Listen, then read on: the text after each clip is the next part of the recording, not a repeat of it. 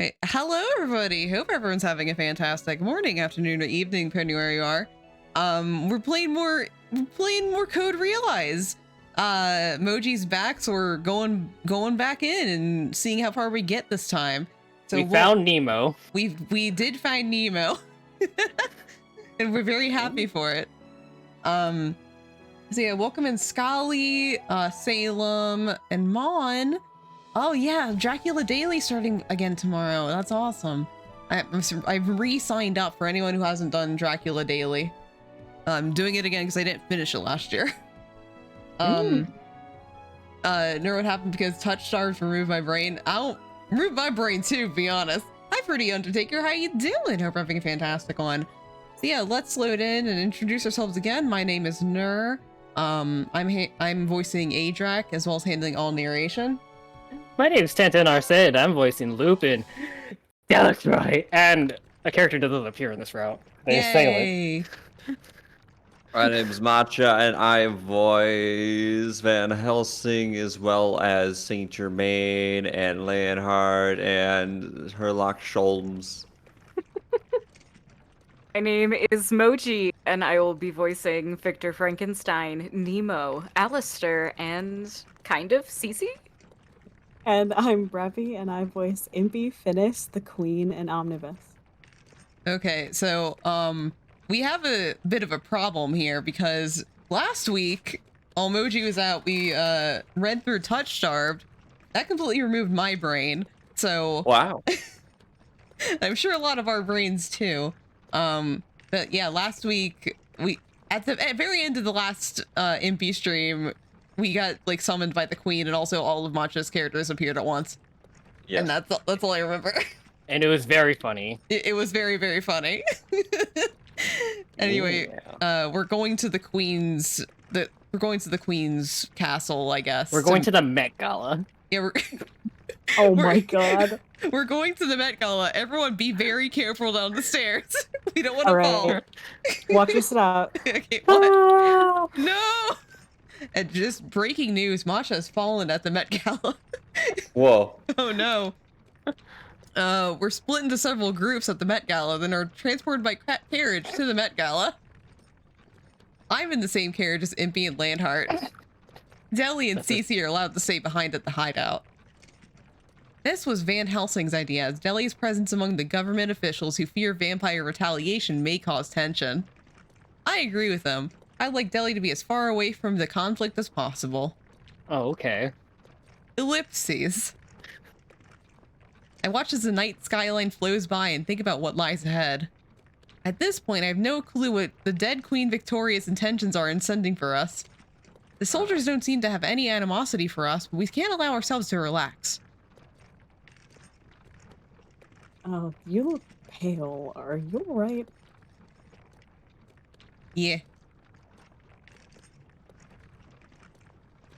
Hey, old man, you're not plotting to hand her over to Nemo, are you? I'm not privy to Her Majesty's motives. So you're saying that she didn't want to tell you? Wow, she must not trust you at all. How dare you! She is being cautious that the government's motives are not leaked to external Minecraft servers. However, Her Majesty did say that she would do you no harm. Oh, whatever the queen has up her sleeve, the lady's safe here with me. Impey's words are reassuring. If he says I'll be alright, I'll trust him. You pass through the streets lined with large mansions, and a much larger building comes into view. Buckingham Palace, standing tall and dignified, rises high into the London night. Follow me. Oh my god, is that Rihanna? Whoa, Brianna? The Met Gala? Oh, she's late. Oh, oh no. We exit the carriage surrounded by a great number of soldiers. Jason Derulo falls on the stairs. We walk through the palace halls. Eventually, we arrive at a wide open space. Beyond the line of soldiers, the dead queen sits with an air of composure upon the throne at the far end of the room. Where's the queen? I forget. Your Majesty, I've brought them here as your command. You're dead. I think it's Brevi who voices the queen. I think. Thank you, Leonhard. Excellent work as usual. Thank you, ma'am. It is an honor to receive your praise. Even from Well. beyond the grave. The queen smiles at Leonhard as the man bows and she looks over at us. Thank you for coming, young lady and Dr. Frankenstein. It has been a while. Last time, I believe I might have been alive. Might. See. Haha, not even a greeting for your deceased queen? You really do hate me. This is an emergency. We must set aside our grievances and cooperate. Victoria smiles, but Victor stubbornly refuses to look at her transparent What's form. wrong? What's wrong? Sorry, I don't believe in ghosts. I'm right here. Just get to the point. Why did you bring us here? Ah, you must be the knight, Sir Abraham Van Helsing. I am honored to meet the living legend once again. It's so surprising to learn that you involved yourself with this group of alive people. Now, as to why I summoned you here through the Ouija board, I'm sure you've already figured it out, haven't you, young lady? Because Nemo demanded that you hand me over. Correct, as he looked down upon London from that ridiculous toy of his.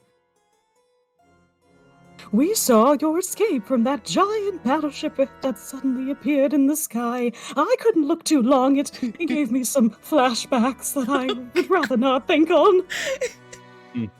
That's rather observant of you.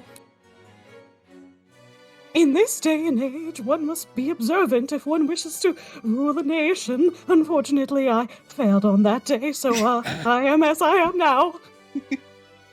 And we have already looked into the culprit Nemo as well. A former scientist of the Royal Society, he was expelled as a result of his dangerous and unethical experiments. All records say that he vanished shortly after his expulsion. Clearly he's still alive, though, so... But here he is, up there, alive, picking a fight with all of Britain from that Geehaw of his, so I don't even know what that word is. If you know that much, then you already know a lot about him, so What do you want from us? I know about him, but I need to know what you know. If you tell me everything, I won't let any harm come to you. We all look at each other and nod. Impey steps Nod. forward as a representative nod. I suppose I'll do the talking since I know the most and want to make it the Brevy show again. Impey proceeds to give her a thorough explanation of everything that's happened to us. Surely an Oscar-winning performance if it were shown on screen. Of course, he doesn't go into my ha or his gravity alleviator.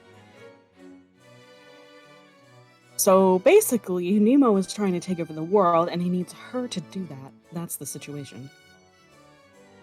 I see. Young lady, Nemo said something about a girl with a ha, but you don't know anything about that. And no, I nod Hmm. timidly.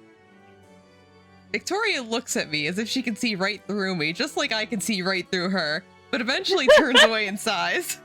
I see. Fine. Let's all give that some consideration at a later time. For now, our priority is to stop Nemo. I'm also curious about his connection to the Twilight Forces you say were on his ship. I'll have that looked into. Really, of all places, he chooses this nation under my dead rule to be his first stepping stone to taking over the world.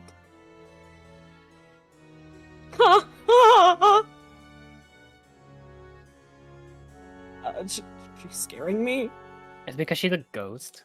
Me too. I'm not I used can, to like- seeing ghosts. I could see through her. Is that just me or? I can see through her too. Oh God. Perhaps the queen is the competitive type. As we look to each other nervously, a soldier comes rushing into the room, his footsteps loud on the floor.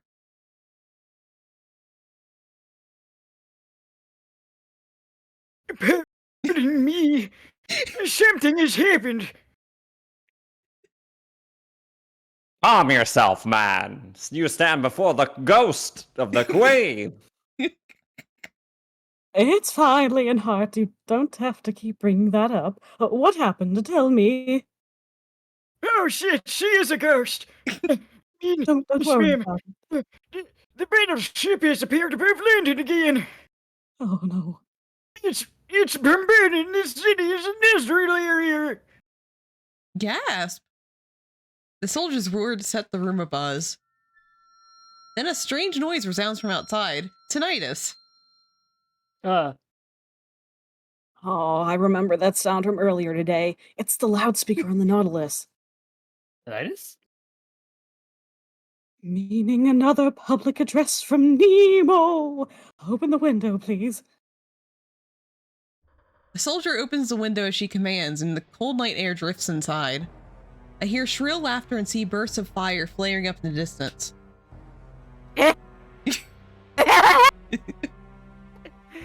Do you see this, everyone? The beautiful bloom of flame taking seed inside of London. Whoa. Inside? at first. It's seed inside of London. Mmm. You Ew. are all such fools. You need to be taught repeatedly before you let yourselves be guided to the correct path. That is why I'm back. Now, do you have a good understanding of what will happen if you deny my wishes? I see red lights in the distance. The darkness of the night makes them stand out all the more, and we are rooted in place in shock. Damn it, this is insane. How could he? Oh no, it's all my fault. Calm down, Adrak. He's trying to shake you up so you'll turn yourself in. He's correct. There is no need to go. Victoria rises from her throne and slowly steps forward. Oops, Like, went through the floats. ceiling a little bit. Sorry, hold on, one second. Still getting used to this, you know? Leonhardt, Inform the British Airborne Knights to prepare for combat deployment immediately. Also, can you help me get down a little? I, Queen Victoria, prove it. Shoot down the battleship and hold nothing back. Yes, ma'am. Also, you're incorporeal, so I can't really help. Oh, damn it, you're correct. Victoria continues to give orders to the other soldiers in the room while she's slowly trying to get down to the ground. The skies above London will become a battlefield. Announce an evacuation order for the entire city. Yes, Your Highness. Ha!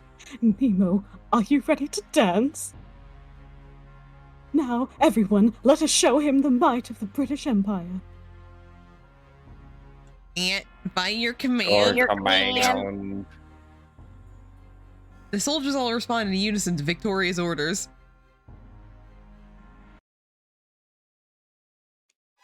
That night, flashes of light are visible in the night sky. A contingent of airborne knights' airships lift off. They head straight for the Nautilus, which has remained hovering over the industrial area, lit below by the flames.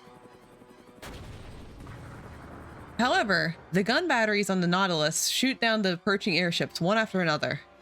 In a matter of minutes, the sky is filled with fire and smoke. The scene is enough to drive onlookers to despair.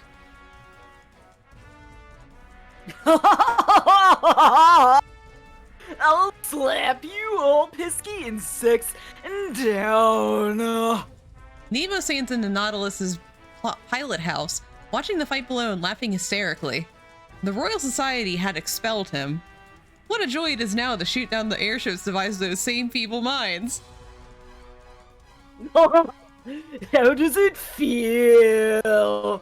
This is the power of science under the master of the very one you drove out. Nemo laughs. If only Master Isaac was here. Isaac Beckford is the one person who Nemo truly respects. However, even Isaac eventually abandoned him. When the Royal Society expelled him, Isaac had cast him aside as well. Why? What had he done? Before Nemo could confront Isaac with these questions, the man had gone missing. Ever since then, Nemo has been thinking. You're Master Isaac! You're watching me from somewhere, aren't you? Isaac must be waiting for him. What do you think of this? Of my intelligence and my brilliance? Nemo needs to show that he's a scientist worthy of assisting the great Isaac. Surely that is what Isaac's waiting for. Because Isaac sees potential in Nemo. Because Isaac is concerned for him.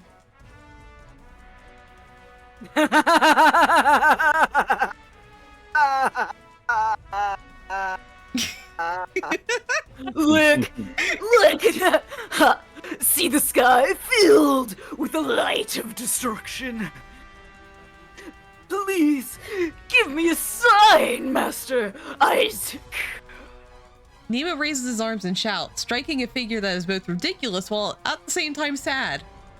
Intense combat unfolds in the air beyond the windows of the navigational bridge. But even this battle in the sky will soon come to an end.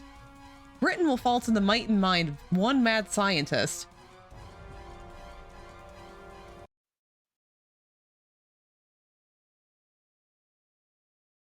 Chapter 12. Chapter 12. The grandest dream. Wow. Fuck, I remembered I need to have a fucking... I need to have a fucking guide out for Impey. Nah. So you don't kill. Oh, Yeah, kill so I him. don't kill anyone. No, that's wait. Nobody but the queen can die. I know, And I know. Finis. And Finis. Multiple times. Okay. It's been 2 days since the battle in the skies above London when the British airborne knights suffered a brutal defeat. Victoria apologized to her entire nation, stating that she had underestimated the power of the Nautilus. She also published a statement in every newspaper saying that she would bring down the Nautilus no matter what it cost. Furthermore, she announced an evacuation advisory to the citizens of London in order to minimize the damage from any later battles. As for Twilight, with their possible connection with the Nautilus, just as investigations began, its members all reportedly disappeared without a trace. The organization comprised of elite agents was able to eliminate all records of themselves to make themselves untraceable. Victoria is extremely angry at this fact, but it seems she has decided to prioritize the upcoming battle with the Nautilus. However, after the initial battle, the Nautilus disappeared completely. Victoria is currently using her troops to pinpoint its location. We are given a task as well. As the people who are most knowledgeable about Nemo, we are staying in the palace. We've been assisting in devising an operation to bring the Nautilus down.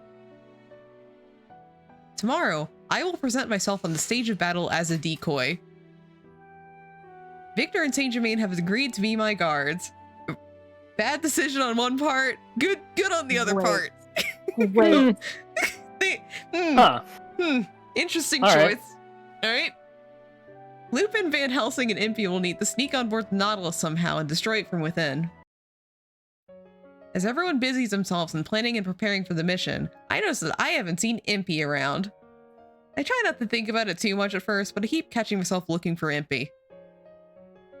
I keep searching for him and at one point find myself outside the palace.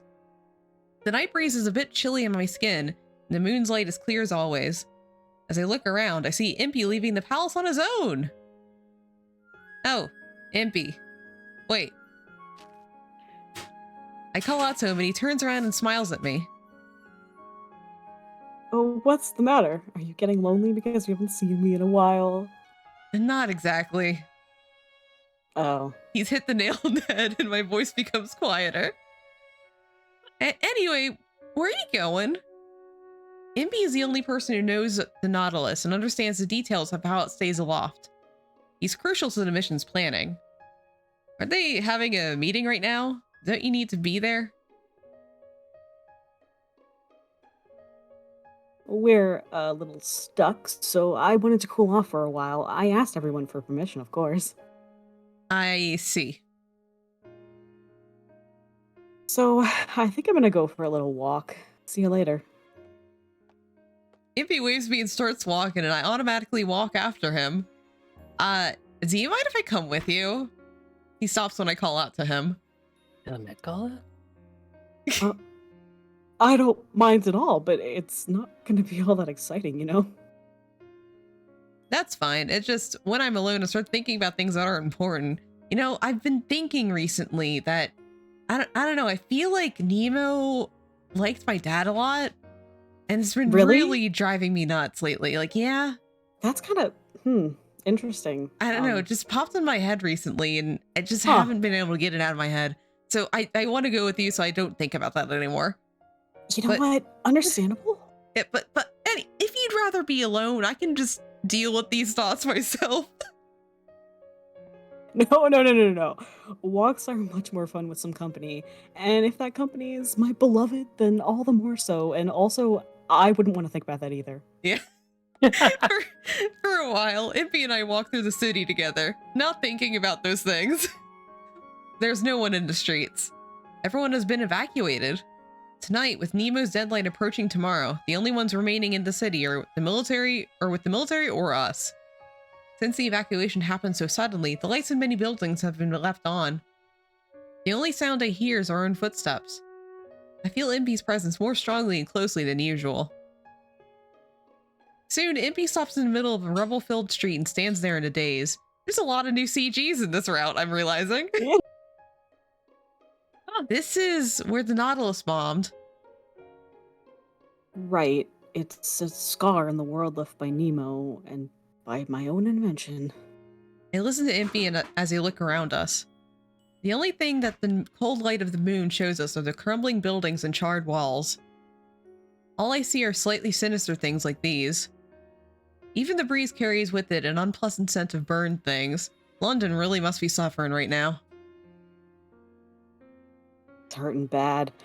They were saying that the bodies of the victims were taken elsewhere. Ooh. Yeah. Hurts. Yeah. Well, Do you need a band-aid, London? I got some. A Hello Kitty one, please. I only have Batman. Sure. Here you go. I just have Thank you. Batman on me. Is that Do okay? you bleed? Dude. Martha. Impey suddenly breaks the silence. His expression looks hazy. It looks pretty bad here, and I heard many of the corpses were in terrible condition. They can't find people to claim them at all. They don't want to leave the bodies here at the risk of spreading disease, so they're going to be buried all at once.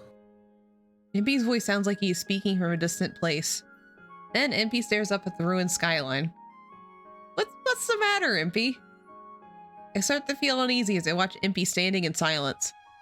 Impey laughs a little with a hint of self-deprecation. It's just, I was thinking that if I hadn't suggested that we go find Nemo, none of this would have happened. Adrak, your life wouldn't have even been put in danger. I know apologizing is useless, but I'm sorry. Are you apologizing to me or to the victims? To both. Impey says this in a daze. Then at the very least, you don't have to apologize to me. I take full responsibility for my own actions. You did nothing wrong. None of us could have imagined this outcome. We need to look ahead instead of regretting the past and deal with this. Impey looks at me and gently strokes my hair. Just a simple act like this makes me stiffen up. I can feel my cheeks getting hot. What? I was just thinking, you're such a trooper. Thanks for making me feel better. You're right, there's no time to waste regretting things. Impey looks at me and smiles. But his smile looks forced to me for some reason. This makes me sad. At times like these, I'm not sure if I should feel sad or angry. Are you angry at Nemo for what he's done? To both you and my psyche? I mean, he used my invention for something horrible. I'm definitely frustrated and want to stop him, so yeah, I'm a little angry. But I can't really bring myself to hate him. I just keep thinking I shouldn't have done this or that. Impey smiles troubled. Nemo used your invention to kill a number of people. You have every right to be mad. No, you should be mad. Impey tells me that he thinks the same thing, then scratches his cheek. On a different topic, Deli actually already knows that I'm a vampire. Oh shit, the second fucking... Whoa. Did you remember that? Oh I know my I god, kind of like the dropped it and second ran, mention but of him being a vampire is mind-blowing. Yeah, he told me. oh, Oh, Or like why are you when he here? was cooking. Oh shit! This is a moment. Yeah, Fuck. this yeah, kind maybe- of a moment, Deli. Deli. these walls aren't great to scuttle on because like they're gonna collapse. Yeah. So It's fine. I've scuttled a collapsed wall before. Remember the vampire war? Haha. Okay, bye. Deli! Oh. Oh. Bye. Scuttles Bye. away. Really? Is he okay? Is he okay? Just don't go out there like that? Honestly, I think he's fine. Okay. The sudden change of subject, this unexpected revelation, and this unexpected guest catch me off guard. Impey nods. It was right around the time he started living with us at the mansion. Deli was the one who came to me. He saw my physical capabilities and asked me point blank if I was a vampire. The slight breeze blows through Impey's hair. Beneath the moonlight, Impey looks like he might fade away. Wonder why. He asked me to join him in secret to get vengeance for our people. Vengeance. He's talking about the vampire war 2 years ago. Almost like this is covered in another round. The British Army almost completely wiped out the vampires. Van Helsing was part of the campaign, and I hear that he killed Deli's parents. I don't know. Oh shit. Just a rumor, though. Just Just a rumor. A silly rumor. he said, "Didn't they kill your family and those you care for too? Someday, all our survivors will wipe out humanity." Oh my god. That's perfect. He really said that? That was Spot on. I almost felt like he was here. Hey, When I first met Deli, his curses against Van Helsing are still fresh in my memory. only at the very beginning. He doesn't bring it up all these days. Just like I don't either. You he's looking kinder too. I bet Deli has a lot to think about. I look at Impey once again. He is a vampire who survived the war.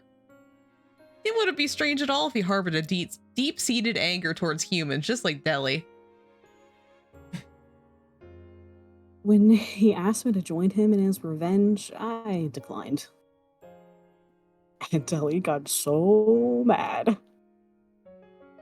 He punched me a few times, full force. That hurt. I thought I might die. Yeah, I can't believe we didn't see that in the common route. Why? Impey looks at me, puzzled. I heard that so many vampires were killed. Shouldn't you be angry that so many of your friends were murdered? Adrak, what the fuck? That's the same thing Deli said. Sorry. I told him there's something I really want to do, and I still feel the same way. What do you want to do? Deli asked me that too. So I told him, and he punched me again. Then he said to stop kidding around. So what is it that you want? Are you gonna punch me if I tell you? Because, like, I really don't want that again. It depends on the answer. Okay, fair. You know, that thing I talk about pretty much on a daily basis now. About how much you love me? That's on a daily basis. I mean, I do want your love, but, like, that's not what I'm talking about here. Okay.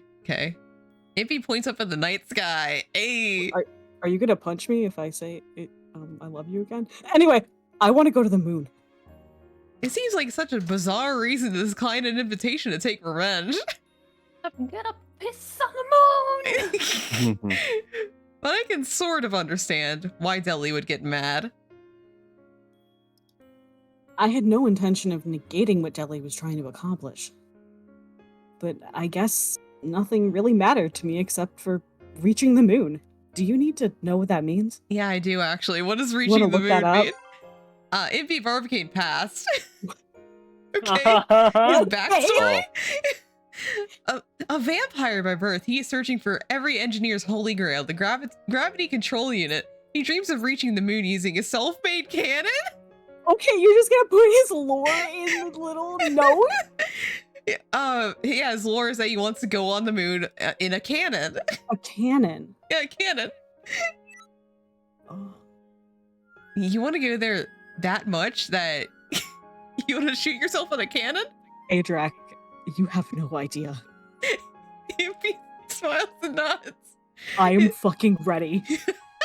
That's why he has his goggles all the time. He's always prepared. I'm always ready. To go to the moon. His eyes looking straight ahead don't look like he's joking at all. Oh no. Why do you feel that strongly about it? That you want to go up specifically in a cannon? His eyes draw me in so strongly that I can't help but ask about it. Why are you going to such great length to take back your gravity alleviator? Why are you here at all? Adrak, damn. I want to know so much more about you. I see. If my beloved must know, then there's no way I can keep it from her. I guess it's backstory time. But in exchange, you'll have to do one thing I ask of you. What do you say? Deal? All right. If you tell me about your past, I'll do whatever you say. Oh, you're so easy to convince. All are easy. Is that bad? No. It's not good at all, Adrak. You need to be more cautious. Men are wolves, after all. Gender. Gender. Gender. You're not a wolf, you're a vampire. Adrak. Thank you, Adrak. Thank you so much. You know, I forgot, actually. We're not at the beach, this is a bathtub. What if I'm a werewolf also? You're You not don't Team know. Jacob. He looks like a Team Jacob. Let's be honest, he don't know looks like that, a Team Adrian. Jacob. I can't keep myself from giggling at Impey's joke. Oh, she thought it was a joke. I thought she was. Ha ha ha ha ha. You're not actually Team Jacob, are you? Can we not that- change the subject? Okay. It's not that I'm not cautious. I just let my guard down because it's you. I know you'd never do anything to hurt me. Impey stares at me and I stare back. Uh-huh. Our gazes are intertwined, then Impey smiles. Jesus. This smile is much more mature than I'm used to seeing on him. It's probably just gonna bore you. I'm sure I'll find anything you want to tell me about interesting. Impey smiles grimly. Okay, well, if that's the case, then I guess it's backstory time. All right. Impey sits down on a large pile of rubble and begins talking. He speaks of his past. Are we just gonna brush over it? He speaks of his past matter-of-factly in a sort of gentle yet slightly melancholic tone. It is a very long and very sad story. It's almost like you could have written it. I think they will. Yeah. Yeah, Okay. I have to thank preface God, thank it. God. Like they're warning you with this one. Yeah, okay. Multiple cutscenes will play in order. Please set aside time. Yeah. Yeah. Please Final allot Fantasy. time for this. Okay. It goes way back to when I was a kid. My parents died when I was little, Oh no. and I guess my parents didn't really have a good relationship with the people around us. I was treated pretty much like a nuisance. I was passed around to a number of different relatives, but none of them ended up taking me in. In the end, I built myself a shack outside the village and managed to get by on my own. I don't blame them. I was always a pretty gloomy kid. You'd probably be super put off if you saw how I used to be. My Impey's story continues. Oh no, it's spreading. The curse. Me, Impey, I mean, the people of the village did have some sympathy for me. They did leave me the minimum amount of food to survive, and I developed skills to feed myself, so life wasn't too rough. The forest around the village was rich in resources. And once I got the hang of hunting and gathering, I had no trouble finding food. Ellipses. But I was always alone. I didn't have any outside interests, didn't have any friends, and my parents were dead. I spent those days in a daze, and my memories of those times are pretty hazy. I didn't talk much either, so when I did try from time to time, my voice didn't always work. That's pretty much all I remember. Oh, but there was one thing I liked. The moon. I love the moon. Was the moon your girlfriend? I don't like to talk about past relationships. When I looked at it, I could feel it cooling and soothing my emotions. I would just stare at the moon whenever it was out, never tiring of the sight. One day I saw some kids running by my shack. I heard them saying something about going to see a monster that the humans had created. Apparently, that's all anyone was talking about in the village.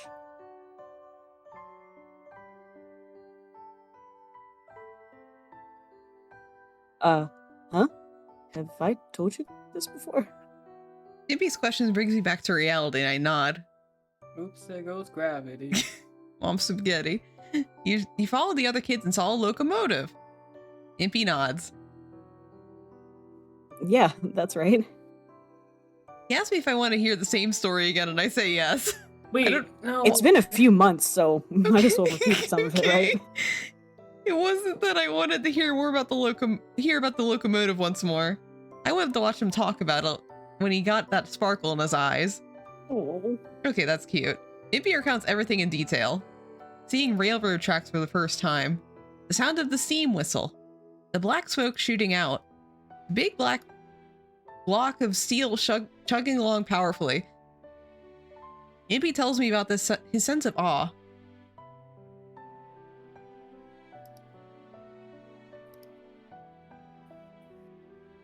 That enormous mass of steel passed right by me without slowing down.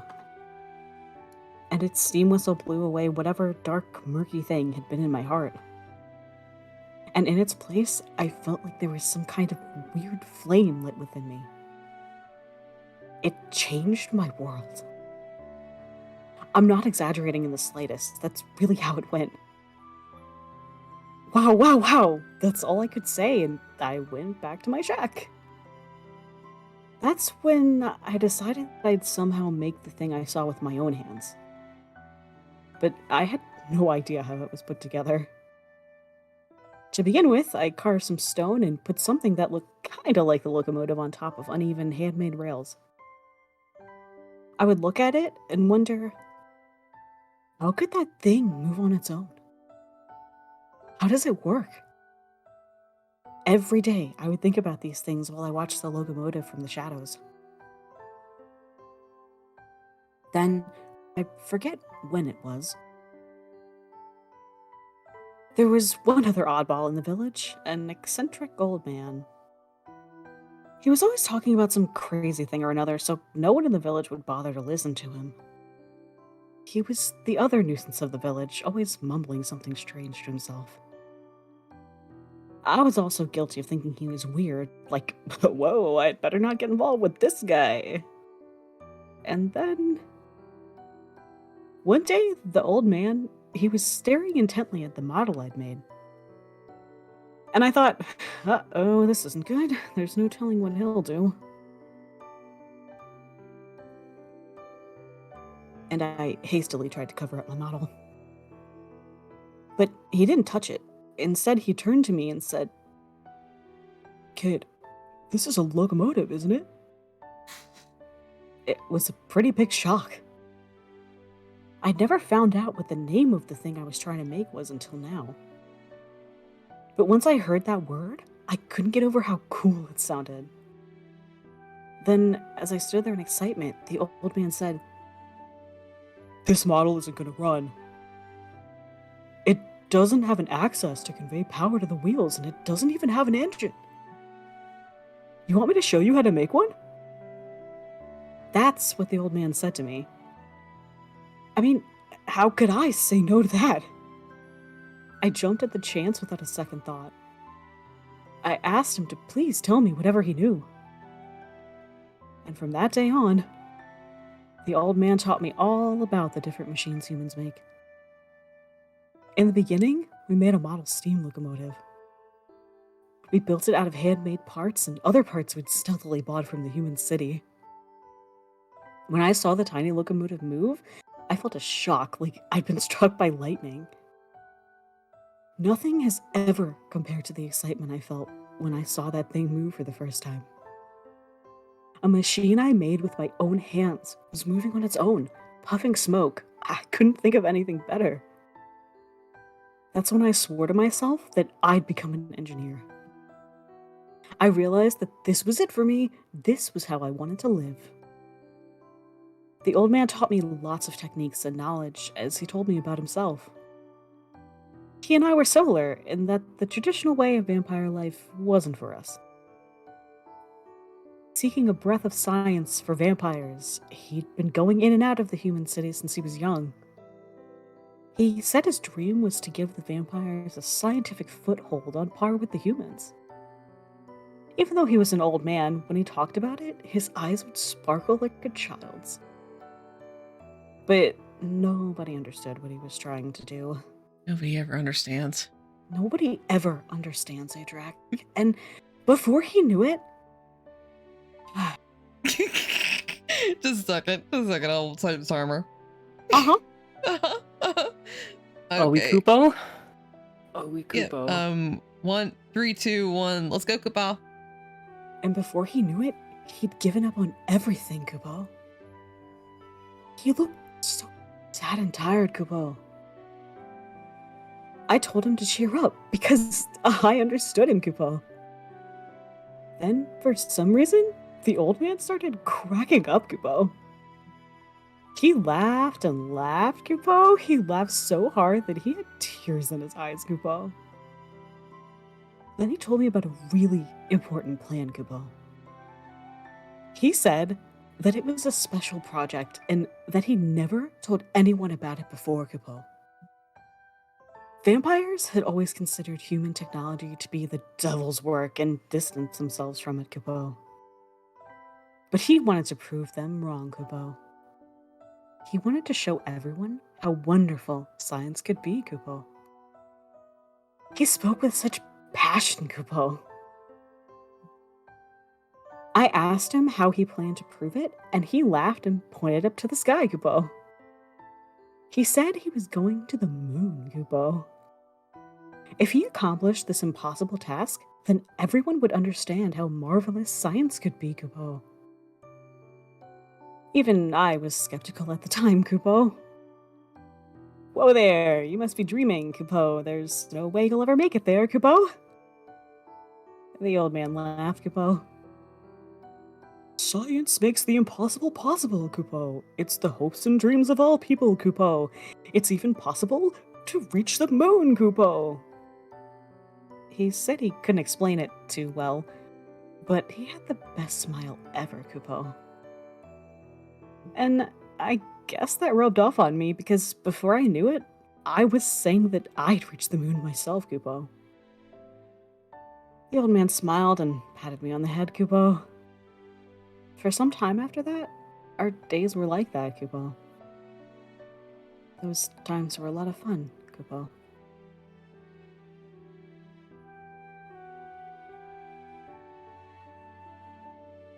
Aww. Oh my god. That's so cute, Kupo. Aww. I wonder how many years ago it was, Kupo. You're fucking canon. We built a small cannon as a Aw. prototype for a moon voyage, Kupo. We calculated the velocity needed to escape Earth's gravity and the amount of gunpowder it would take, Kupo. I guess you could call it our first experiment, Kupo. I wrote some words on the side of the cannon, Kupo. Yeah. We also learned the secrets of attraction, Kupo, but I didn't really understand that. Like, That came to me like later down the line, Kupo, you know? Oh, Uh-huh. Kupo. Kupo. Anyway, Kupo, the old man looked over and asked what the heck it was, so I said to him, Kupo, this is the first step towards our dream, right, Kupo? That's why I told him we should write the name of the development team on it, Kupo.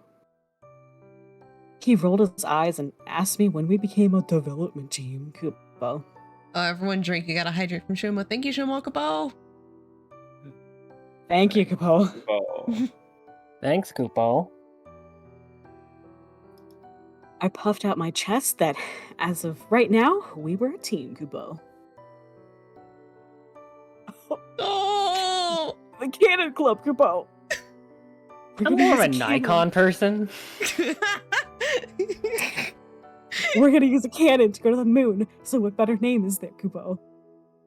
Do we want to know what the Cannon Club is like, Kupo? Oh, I'm dying here. A small club with only 2 members, Impey and his elderly friend, Kupo. Their aim is to someday use the power of science to reach the moon, Kupo. My heart hurts, Kupo. Uh, The team was made up of the old man and me, Kupo. He laughed and asked me if I couldn't come up with something more creative than that, Kupo. He said it was so damn childish, Kupo. How mean, Kupo. I stayed up all night to come up with it, Kupo, and also, I was a literal child, Kupo. Yeah. Still, it seemed like the old man started to get attached to the name the Cannon Club after all, Kupo. And of course, the test craft we shot out of the cannon fell without ever reaching the moon, Kupo. So after we retrieved it, we debated over what we should do next, Kupo. That was a lot of fun, Kupo. Up, Kupo redeem is up. Thank you for the redeem. Whoa. Then the old man told me something out of the blue. He said that his life wasn't too exciting, but I guess it hasn't been too bad since I met you and stuff like that. I got a little embarrassed and said, stop talking like your life's coming to an end or something. Maybe he was feeling some sort of premonition about it, like foreshadowing or something. Impey sighs slightly and looks at me. Foreshadowing? In a game where most of the characters are named after literary characters? Um, So, that's pretty much why I'm trying to go to the moon. Wow, that's a wonderful dream. Really? I'm glad you think so. Usually when I tell people I want to go to the moon, they look at me all funny. What's the old man doing now? I don't know what foreshadowing is, by the way. What's that mean? The question just seems like natural progression in the conversation to me, but Impey falls silent. He looks at the moon with sad, distant eyes. Seeing him this way, my mind leaps to the obvious question. He can't be. Yeah, he is. He was killed in the war. I'm at a loss for words and I don't know what to say to him. To Impey, the old man was probably closer to him than his own family had been. And he was suddenly taken away. I'm sure Impey was just as heartbroken as Deli, whose parents had been killed, and the shock must have been great. But Impey just keeps wearing that same sad expression. I don't really know why the war started, and I don't really care at this point. Even though the vampires had the upper hand in battle at the beginning, the tables suddenly turned one day. I just don't know why. Yeah. We'll never know. We'll never understand. It never was will. the government's poison gas weapon that did it. It didn't matter who you were. Once that thing got to you, you just died. Our village was pretty much completely wiped out except for a handful of people and me, since I was far away at the time. That's when the old man died too. Goodbyes come so suddenly. I'm sorry, Oh no, I'm sorry too. I didn't mean to tell you such a depressing story. Not the worst I've heard so far. Oh really? Yeah, not the worst, but Okay. it's still very sad. Thanks. I don't want to know the worst. Anyway, what should we do? There's still a little more to the story. Do you want to hear the rest of it?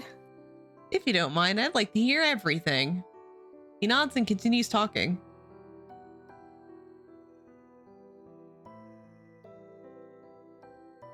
That day, the day the old man died, I was supposed to be working on an experiment with him. We were prototyping an extremely small model of the gravity alleviator. What do you mean? Why am I talking about that all of a sudden? Why are you talking about that all of a sudden? Why are you What do talking you about mean? that all Why of am a I talking sudden? about that all of a sudden? Don't you remember? We've been trying to get to the moon using a cannon, right? Yeah? But when the cannon goes off with enough force to send something to the moon, the payload has to withstand an immense impact. The force is so great that the initial acceleration would squash anyone riding inside the capsule flat. Oh! Oh! Yeah, just like a little problem. That's the only problem, huh? With this It's the plan? only problem. So, what do we do about it? We just need to give it the most gentle initial push that we can. But if there isn't enough velocity, it won't break Earth's gravity and we won't reach the moon. That was our dilemma. The old man had a plan, though. We just needed to make the capsule being fired out as light as possible. That way, we could use minimal force but still reach a high speed. It took the old man a lifetime to conceive the concept of the gravity alleviator. The logic behind it is pretty amazing. Everything has two sides. Light and shadow, or the north and south poles of a magnet. The same goes for the gravitational force that keeps us on this planet. There's an opposing force to gravity, the force that essentially pulls matter together. Just like a cat landing on its feet. Yeah, kind of like that a little Yeah. bit, sure. The old man discovered something he called a repulsive force that pushes matter apart. By generating repulsive force, you can negate gravity and bring an object's weight down to nearly zero. The old man went and made this astounding device that made this force. It was his life's work, a masterpiece. He showed me its interior workings and lectured me about it, but it all went right over my head. All I knew was that this was an amazing achievement in technology. When he told me that he wanted me to join him in an experiment to actually test the device, I got chills. They were multiplying, and I was losing control. Anyway, sorry. The experiment would only involve lifting a tiny little rock since the device required a huge amount of power. Hey, it might not be coming across that way, especially with that song break, but this was probably the biggest scientific breakthrough of the century. I was so excited that I couldn't sleep the night before. We didn't know what was going to happen, so we decided to do it someplace far away from the village. But the old man never showed up. I remember thinking, that old geezer, he's always on my case about being on time as I headed back to the village. That's when I saw the British airship flying through the air above the trees. I had a bad feeling about it. Maybe they dropped a bomb or something. And when I got to the village, it was worse than I could have imagined. Everyone I found, without exception, was on the ground, dead. It must have been excruciating. Their faces had the most hideous expressions. But there was no trace of a bombing or any kind of fight. I realized that it must have been poison gas that did this to them. I really should have left the moment I figured that out. But I wasn't thinking straight. Before I knew it, I was running for the old man's house. And, well, as expected, I found him dead. He'd left some sort of note. He wrote a message for me in a shaky hand. I'll be waiting for you on the moon. Show them all that dreams can come true. That's what he wrote.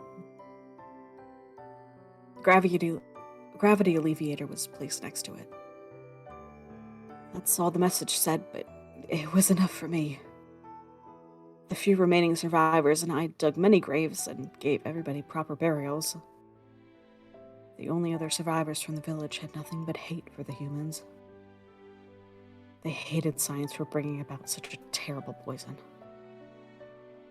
Someone started talking about revenge. And someone else mentioned that the leader of our people, King Delacroix, was going to start a final counterattack. They started talking about joining them. But I didn't go. They called me a coward and a traitor. I guess it was pretty cold-hearted of me, but I just didn't feel any sort of anger in my heart. I was sad, and that was it. Science, something the old man and I had been striving and working to further, had caused something like this. I didn't think it was right. I left my village and went around to many other cities. I wanted to find out what was happening and think about what avenue of science I wanted to pursue.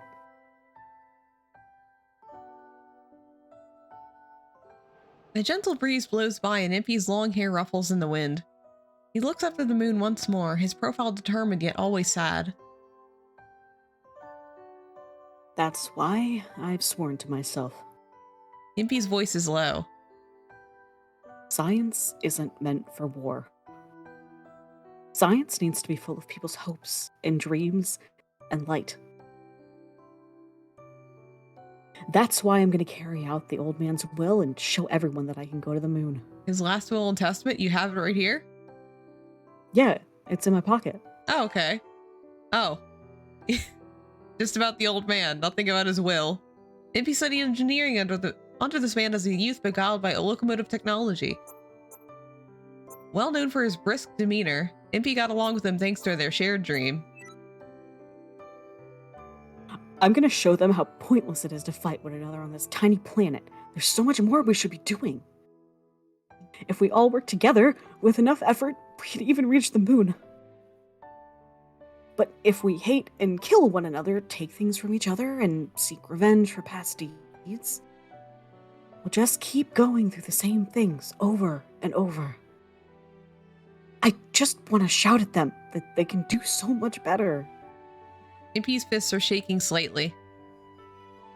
There are so many more interesting, amazing, worthwhile things. I want to go to the moon, so I can convey that. Ah, I understand it now. Impey isn't mad at all. Even if his entire race was wiped out. Even if the old man who gave him guidance was killed. There isn't a modicum of anger in him. He's just so sad. The world keeps going down the wrong path. The right, just forces are always so weak and are stepped on by the wrong forces until they vanish. This world can't seem to wipe its hate away. And I see why it would make him sad. Impey, the words pour out of me naturally. You're probably the kindest person in the world. You're not running at all. You've been fighting all this time. You've been fighting alone in the most difficult battle there is in the world. I may be fake. I may be just a doll. I may not be worthy of you, but I still want to fight with you. I want to live alongside you. Impey seemed surprised to hear me say this. You're bringing that up now? All this I'm not worthy stuff. Besides, you don't get to decide that. I've told you so many times already that I love you. But you just seem like the type who would say that to lots of people. He even told Lupin you loved him when we escaped from the Nautilus. Hey, Drac. So, anyway, don't interrupt me. So I figured it was the same for me. That saying I love you was a joke or something. When Impey hears this, his eyes grow wide. Did I say something strange? I become embarrassed and look down.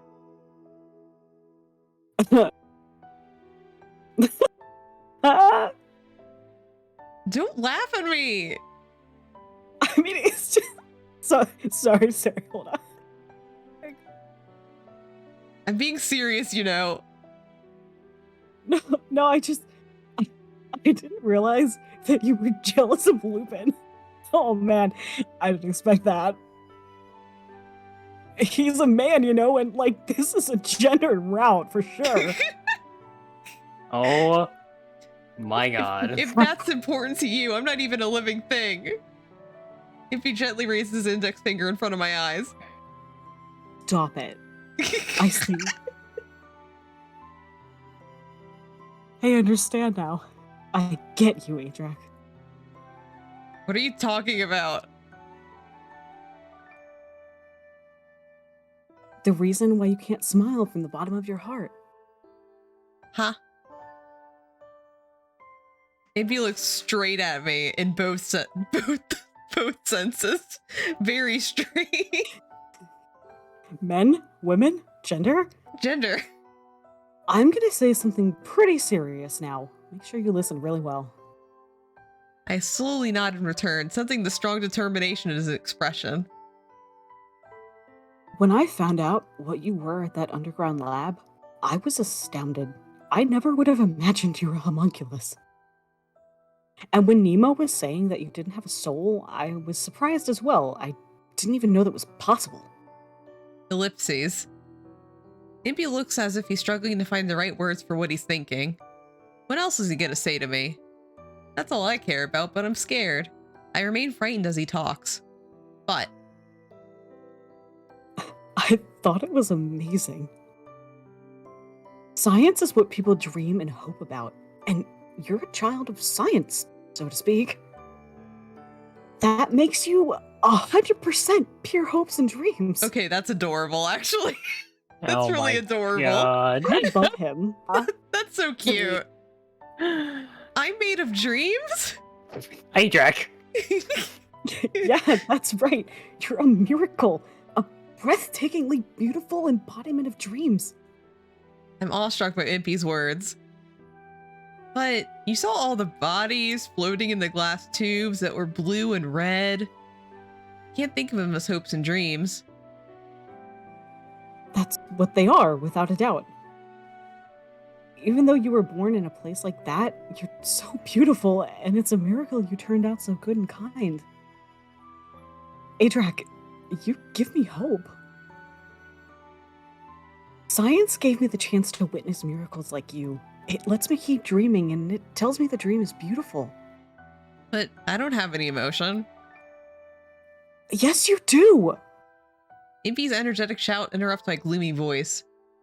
But Nemo said I'm just pretending to feel things. What are emotions? What are feelings? Nobody really knows.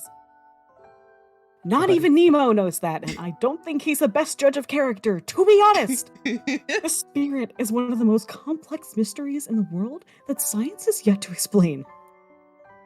I mean, I could very well be just an automaton pretending to feel things too. You're automata? Near Automata?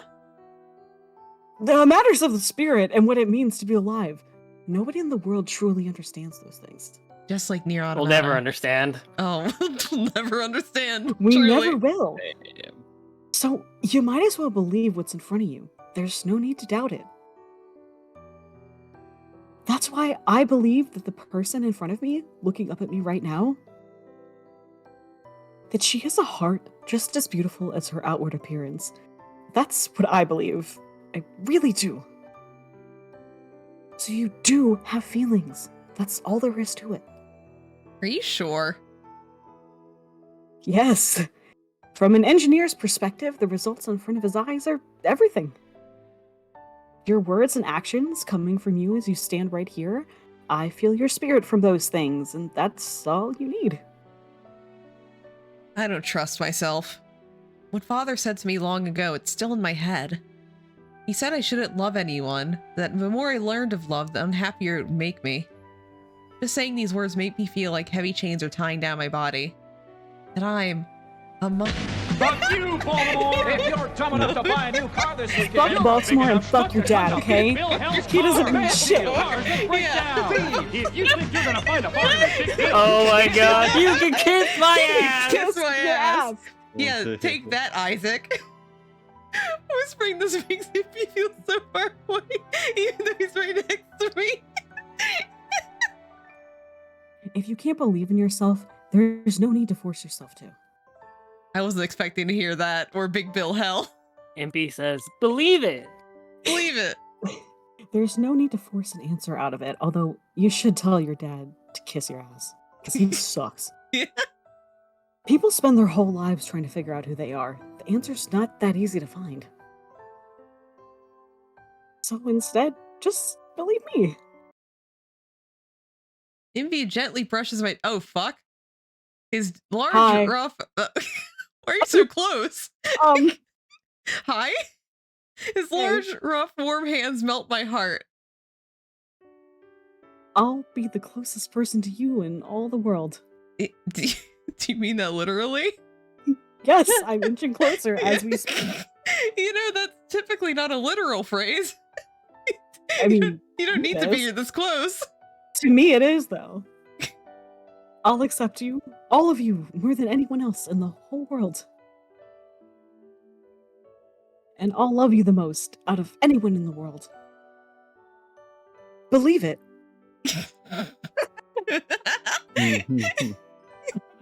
Oh my god. That's what it means to love. Naruto? I'm unable to respond. All I can do is stare at Impey. I'm actually proposing to you right now. What? What? What? What? Proposing? My voice catches in my throat. Impey smiles and shrugs sheepishly. Remember how I said you'd have to do me a favor in exchange for my story? It doesn't mean fucking marriage. You didn't specify, and I didn't either. What the fuck? This is going way too fast. Will you spend your life with me, loving and being loved by me? Bro. I look at him in surprise and I smile, think that maybe this is another joke. But he doesn't smile and just stares at me intently. It's just a little sudden. Like, just... Is it? I was getting the vibes, though. Just a little something. I can't look at him in the eyes and turn my face downwards. It'll be an all-out war tomorrow, so I'll need to fight. I figured there was no better time to ask than now. Also, I told you my tragic backstory. Come on.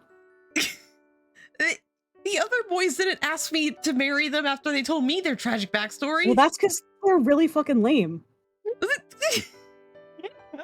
Okay, So what do you say? Do you accept okay, my chat. proposal? Are we accepting this very, very sudden proposal?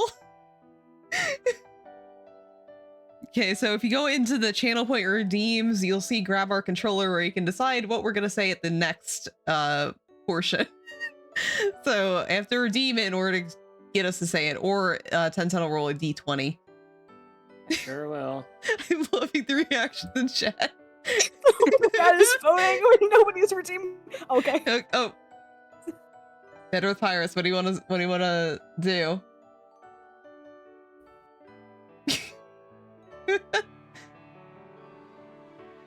It's better with Pirates' turn. Nobody else can say anything. I say go for the widow Oh benefit. my god. Oh my god. Okay, so we're getting All right. we're getting the widow benefits. Good Christ. Yeah, I accept. I want those widow benefits, man. I smile at him. What? Seriously? What was that? Seriously, it just feels really natural to me. Also, I just really want those benefits. What? For real? Yeah, What? Thomas, now is not the time, man. for real, Thomas, he's witnessing us. Oh, okay, yeah. Yeah! Impey suddenly lifts me up and starts spinning us around. Impey, what are you doing? I'm expressing my joy! All right! Let's make it through tomorrow together. Everything's gonna work out. No, I'll make it work out. After all, your lover is the world's greatest engineer. I agree. Really? I want to ask you for another favor to commemorate our love. Would that be all right? If it's something I can do. Hey, Thomas, can you just I don't want him thinking about a prenup. Come on, let's. Don't talk to Thomas. Okay. Okay, yeah. Can you say I love you right in front of Thomas here? I love you. Hi, Thomas. Oh, one more time. I love you. One more time, please. I love. Listen, I'm not complaining, but how many times are you gonna make me say it, Impey? Forever, as many times as you can. Impey laughs when he says this, and it makes me smile as well. Before I know it, the dark mood I was in has lifted. Then after a while, We're just moving on. yeah. Anyway. Oh, The okay. scene changes in this game. I swear to God.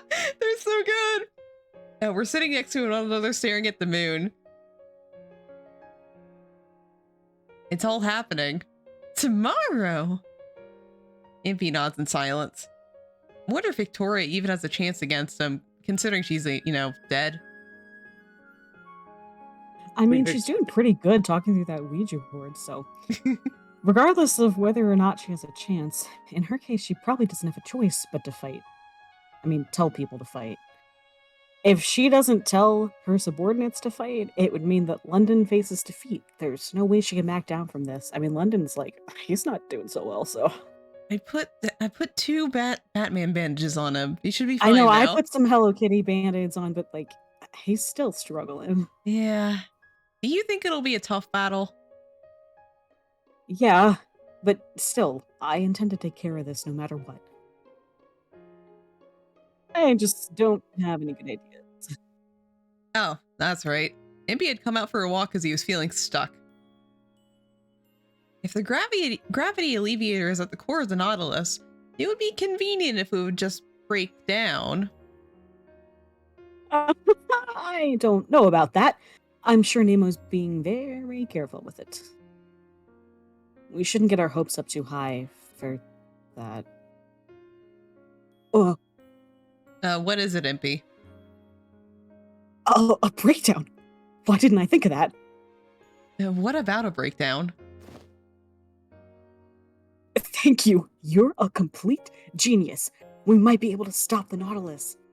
Huh? You're thanking me? No, that's right. It's your idea. Okay, let's go back to St. G's mansion. I need your help with something. What? Impey tugs my hand and starts running, and I hastily follow along. Just watch. It- Oh, Also, Squishy was there. we gotta pat that jackalope as we go. Yeah. Impey turns back to me and smiles like a little boy. Your beloved Mr. Impey is about to brilliantly resolve everything at once. Can't believe Squishy made it into Code Realize. I'm so proud of her. Pat, pat. Right? Yeah, like, I didn't know we were friends with a celebrity. Chapter 3. Fly me to the moon. Fly me to the moon. Let me lay outside.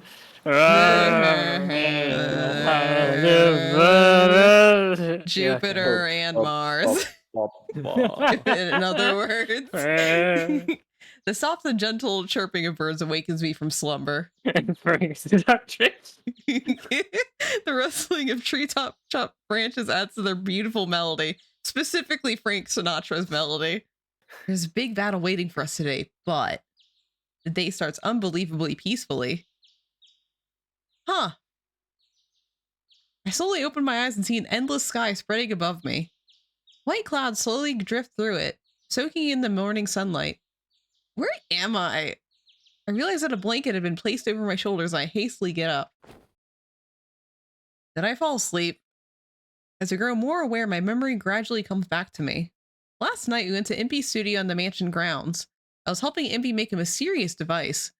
All I can really do is help is pour some tea for him or handle some other minor chores, like setting up the prenup and getting the beneficiary stuff all locked down. I was helping him until close to dawn when I started to doze off. Impey, where are you? There's not much time before our mission. I wonder if the device is finished. I become worried and call out for him, and he appears from the far end of the room. Oh, hey, you're finally awake. I was thinking of coming to wake you when the coffee's ready. I'm sorry, I fell asleep before he could finish. It's all good. Seeing your cute sleeping face totally recharged my motivation.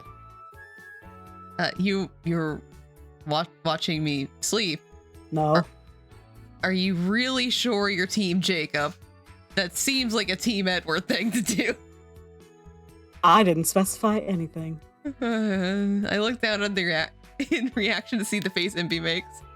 I shake my head and try to change the topic when my face is probably very red. What happened with the device? And thanks to your love, obviously. Impey hands me a mug of coffee, then takes out a round device about the size of his hand. At first glance, it's hard to tell what it is. I intentionally didn't ask while you were making it, but what is this thing supposed to do? Huh? It's pretty much something that'll let us pinpoint a critical defect in the Nautilus and strike. The Nautilus is a critical defect? Yep. It's got a major Achilles heel, and Nemo probably doesn't even know about it. Impey says this with a mischievous air, then holds up the device and smiles at me. A few short hours later. Anyway, we're just jumping over. What do you fucking mean? Wow. Meanwhile, with the dead queen. Meanwhile, the main players in the mansion have gathered at the palace at the request of Impey, the Gravity Alleviator's designer. The rows of people here, aside from myself, include high-ranking people such as politicians and military leaders. Among them is later. Among them is Britain's dead queen, Victoria. I stand beside Lupin and the others, watching Impey as he stands in the center of the room. Hey, Impey said that he had some sort of secret plan. Have you heard anything about it? I don't know what the details, but he said it's a trump card that will completely turn the tide of battle. Turn the tide, huh? Yeah, I'm a little worried. I'm not concerned. There are huge problems with his personality, but as an engineer, He can be fully trusted. I look up at Van Helsing in surprise. I hadn't expected this from him. I gotta give back to the vampire community in some way, Some way in this route, at least. It's rare for you to praise anyone, especially Impey. Praise. It's merely a fair evaluation. When it comes to his engineering and cooking skills, he is one of the best in all of Britain. The way you say it, it almost sounds as if every other quality he possesses is useless. Am I wrong? Hey, cut it out, you guys. I can hear all of it. Did you say you like my cooking van? Impey turns most Like, from the for center real? of the room. No! No, I heard that. Damn it! Just start talking already. You shouldn't keep those esteemed people waiting. Lupin's right. To your left. Oh shit, I don't know. Looks at my hands. All the military personnel and politicians gathered in this room are looking at Impey rather severely, and understandably so. This is the morning before a desperate fight to somehow take a stab at the Nautilus. And some unknown random engineer comes in and touts a new plan. I'm sure many of them are not amused. I do enjoy listening to the banter of those that are still with the living. But I think it's about time we got to the point, Mr. Barbicane. So you're saying you have a trick up your sleeve that can deal a heavy blow to the... Victoria's put Impey on the spot, but he nods with confidence. Last-minute changes to strategies can often lead to crushing defeat. Is this plan of yours worth the risk? Of course, there's no other better way than this to stop that thing. Impey nods once and puts on his usual smile. I'm a little impressed that he can carry himself in the same way he always does, even at a time like this. All of you gathered here probably already know that the Nautilus is using the gravity alleviator to stay in the air, right? However, that device is still inconsistent. Although an immense amount of energy is being used to operate the device, it still has tons of issues with stability. And you are proposing that we can take advantage of the stability issue? Exactly. I can see why you're the boss of the entire country, Vicky.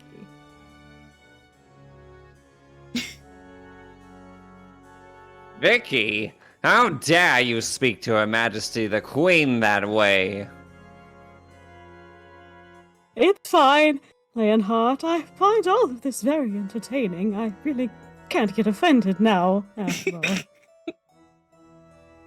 all. Ass! I'm sorry. Anyway, continue, Mr. Barbicane. Let me break it down for you. There are 4 ways to stop the Nautilus. With all eyes on him, Impey looks around at everyone like he's lecturing to a class. 1. Destroying the airship with a frontal attack by the military. We've tried this and failed once already. 2. Enter the Nautilus and destroy the gravity alleviator, effectively taking it down. This stands a chance of succeeding, but Nemo is probably expecting it, and it won't be easy. 3. Give up on trying to destroy the gravity alleviator and seize the power source, the same principle as option 2. The energy source that powers that behemoth? I'm quite interested. Victoria narrows her eyes at Impey's words. The energy source he's talking about is none other than the If someone in a position of power like Victoria were to find out about its existence, she would most likely try to use the ha as a part of her political agendas. Impey probably knows this and thus avoids referring to it by name. The thing is, even if we are able to get a hold of it, there's a problem. Even if the energy source is cut off, the device itself can still continue to function for some time. It's got some safety nets in place. Leave it up to Nemo to use that small window of time to do something horrible. Impey's conclusion elicited a great sigh from Victoria. So you're saying that your excellent foresight as an engineer is now working against us. My motto is to develop the safest and best quality products. Then share your final method with us. That's the one you consider to be your trump card, is it not? Yes, I'm gonna start throwing around some technical terms, but just try to follow as best you can. There might be a glossary sometimes. Oh wow, I love those. Impey nods firmly, interested in beginning its explanation. First, For starters, the device nullifies gravity by generating a repulsive field that brings an object's weight down to nothing. See what I tell you? an opposing force to gravity. It is a force in which objects repel one another. This force was used to float the Nautilus. That field is calibrated so that it evens out the Earth's gravity. That's how an object of that mass can stay perfectly aloft in the sky. Oh, you were saying that if you were to tweak those calibrations, you can bring the Nautilus down? Bring it down? Yeah, that's entirely possible, but I'm going for the opposite. The opposite. Impey grins, well, impishly. God. We'll blow it up and away, through the sky and the stratosphere. Boom, all the way into outer space. Space! Can you do that? I might be able to fly to outer space. I'm not attached to Earth anymore. Leonhard, put that on my to-do list. Oh my god. That's the epilogue. He spoiled it. The audience seems to have realized the magnitude of this idea and becomes restless. Impey then brings out the device that had just been completed this morning. I sure can. That's where this thing comes in. Everything's so steampunk and then this fucking thing. Whoa, looks that so thing's from futuristic. Delta Escape. Yeah, it's from Delta It's a strong... This device generates a strong magnetic force that will disrupt the gravity alleviator's control. Meaning that if we enter the Nautilus and turn this thing on, we win.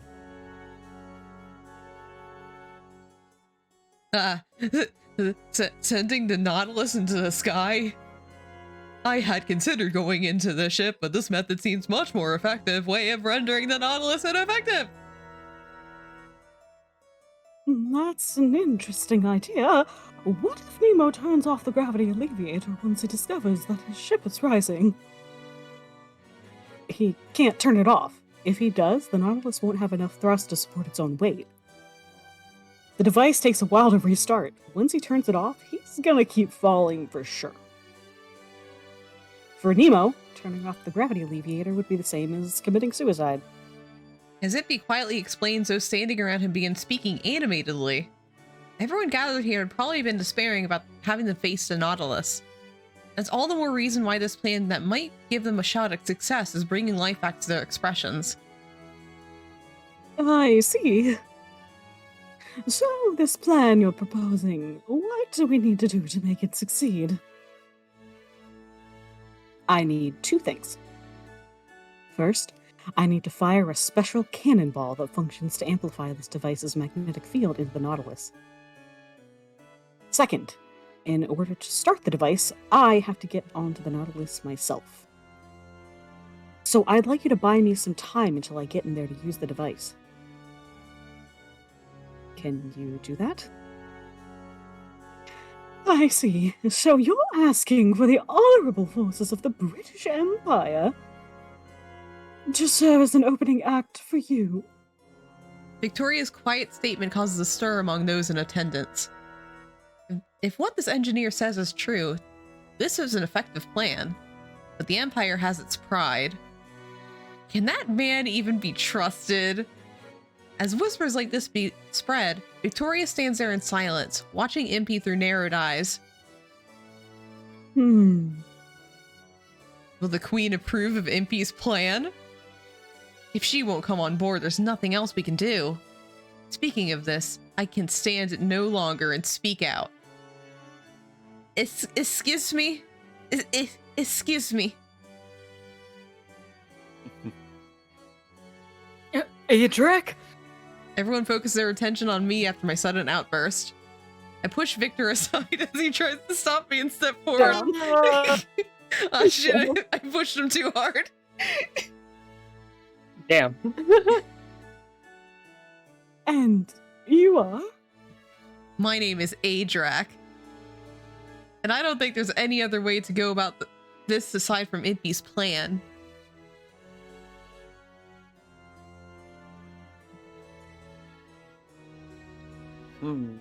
Are you insinuating that we are incapable of taking the Nautilus down? Leonhard and some of the military personnel look at me, their brows furrowed. Arrgh. But I shake my head from side to side. That's not what I'm saying, but even if you are able to bring it down, if that huge battleship is destroyed and it falls, it'll cause tremendous damage to the city below. He is right. The battlefield will be directly above London. But with Impey's method, the Nautilus ends up far away, in space.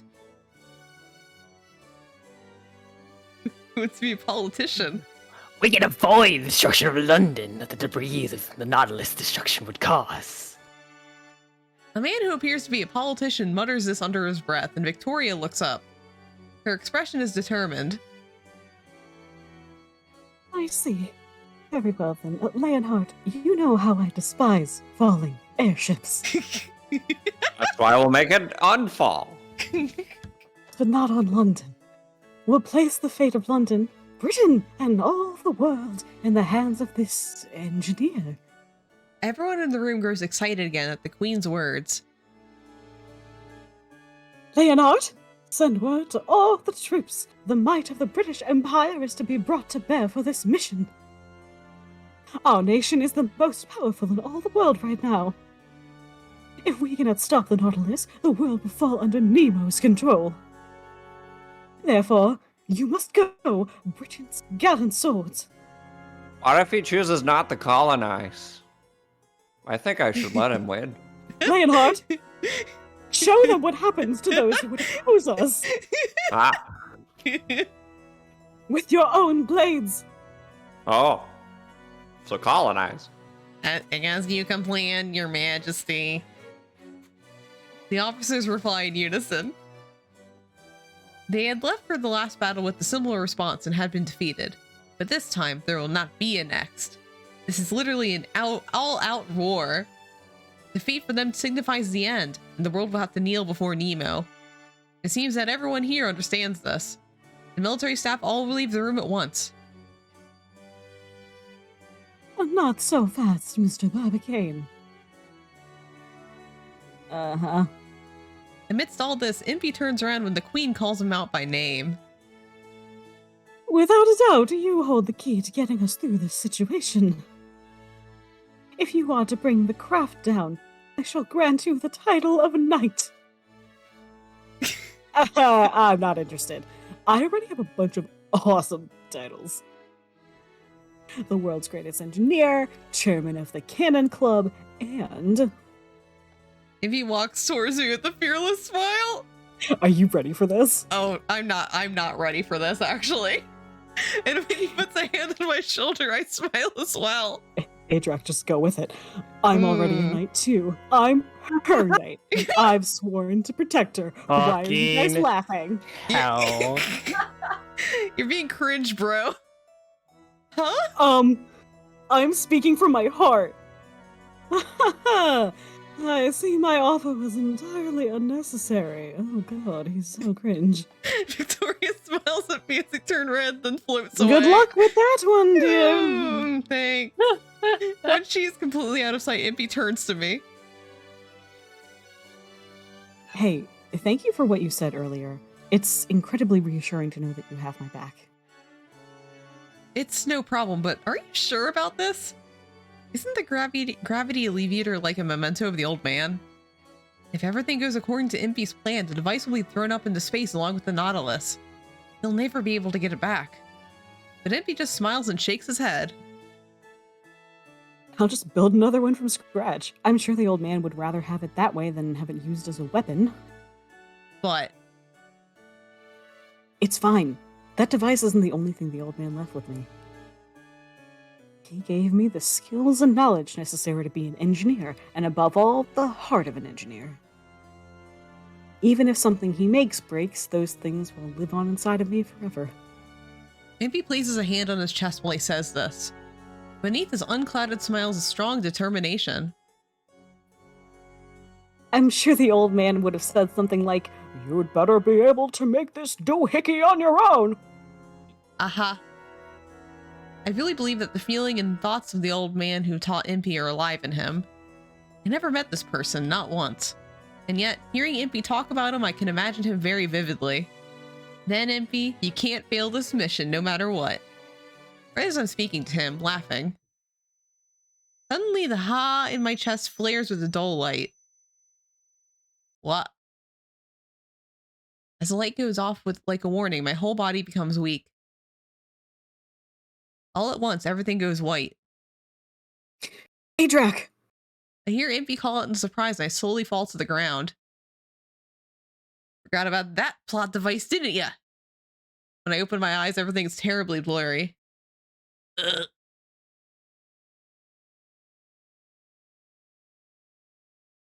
My body is heavy, like a rusted machine, and I can only move sluggishly. There's a continuous pounding in my head, with pain like something banging against my skull. I try to get up slowly and catch a glimpse of Victor at my side. Victor? Oh, you're awake. Yeah, I feel dizzy and I don't know why. What is it, Victor? I tilt my head to one side, puzzled, but Victor falls silent, looking conflicted. Then...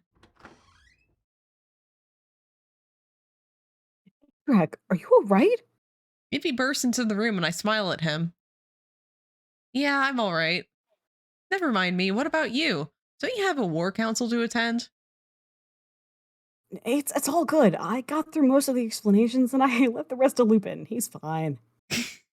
I would have liked to ditch the council to stay in bed with you, but everybody was against that, so... What? I think a lot of people would have had a problem with that, myself included, Impey. That would have been so embarrassing. Thank you, everyone who objected. I count my blessings. Oh my god. Wow, dude. Jesus, Drac! What the fuck? She's vicious in this She's round. so vicious to him. I'm perfectly fine. I'll take part in the mission as we planned. As long as I'm Nemo's target, I need to be the decoy and keep the Nautilus's attention. Wait, Adrak, you're not entirely fine. Victor suddenly speaks up. I look at his strained expression and open my mouth in confusion. What do you mean? As I explained before, the properties of the hologorium is beginning to change because it was damaged. Yeah. That is what Victor had said after our escape from the Nautilus. The ha ha ha ha in me is undergoing a change. You're unwell after losing a piece of the hologorium. I know. Because of that loss, the energy that the hologorium creates has changed. But your body is unable to withstand that changed energy. So what happens now? The poison within you is going to start working against you. If we allow this to continue, you'll die in a short time. But this is the reason why I can touch Impey right now. The whole transformation is happening much faster than expected. If my calculations are correct, in a little while, the hologorium become an inert stone. What? What does that mean? I found out when I examined you after you lost consciousness. The energy that the Horoguru is generating is growing weaker and weaker. This is a critical situation for you, as your body uses that energy in place of a beating heart. Ellipses. Normal people fall ill when their hearts weaken. This is comparable to that. At this rate, it's hard to tell whether you'll make it through the night. The situation is that dangerous right now. The ha will break and I will die. I won't even get widow's benefits. I knew I was going to die at some point, being an artificial creature. But even I thought it would be a little farther in the future. We would stop the Nautilus together, Impey and I, and then we would chase after the dream he was spoken of. I had foolishly thought that I was going to be allowed a future like this. I grow weak and sit back down. Then... Come on. You're so much more beautiful when you smile. Okay. I just got the news that I'm very close to death. But sure, I'm just gonna fucking smile, Impey. Listen, I'm trying to, okay? Impey gently strokes my hair and smiles. Victor, she'll be stable again if I can get that missing piece back, right? Yeah, there's no doubt about that. It's most likely the energy is cycling improperly because of that missing chip. Then it's simple. It's clear what we've got to do. Impey takes my hand, smiling, and holds it firmly. Come aboard the Nautilus with me. What? It'll take too long if I go take back the piece from the Nautilus and deliver it to you. We need to find the and put it back into you on the spot. Then you'll be saved and we can all get to enjoy a happy ending, right? Like the good ending. Yeah, so we have our next choice. That's what I was going to do, or I'm scared. Otherwise, Tentai gets to roll a cheeky little d20. the cheekiest little D20 ever. Yeah, so cheeky, little d20. Oh, Yeah. squishy. Oh, Squishy. What do you want to say? Let's do it. Let's do it. That's what I was gonna do. Is this it? That's what I was gonna do, I think, yeah. Okay. Yeah. That was my intention anyway. I don't hesitate at all to answer. After I do my job as a decoy, I was going to get aboard the Nautilus. I can't let you put yourself in danger all by yourself. Great. Looks like we're on the same page. Impey exhales a little to reaffirm his thoughts and looks at me. I'll protect you, no matter what. I'll protect you too. Impey extends his hand to me. I take his hand and grip it gently, and Impey holds mine tightly. It's almost time for the decisive battle.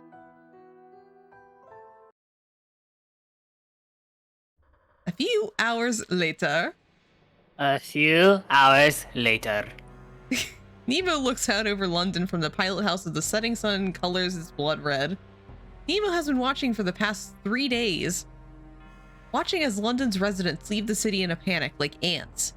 Watching as the government hastily gathers its forces from all across the country.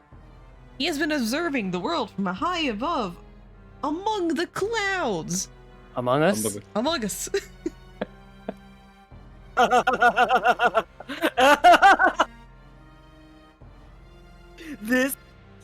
This is fantastic. Nemo is endlessly entertained by the magnitude of his power's impact. Up until now, he had always been chased away, rejected. Nemo was not born in London. He was a member of the royal family of a nation that had been colonized by... Oh, shit.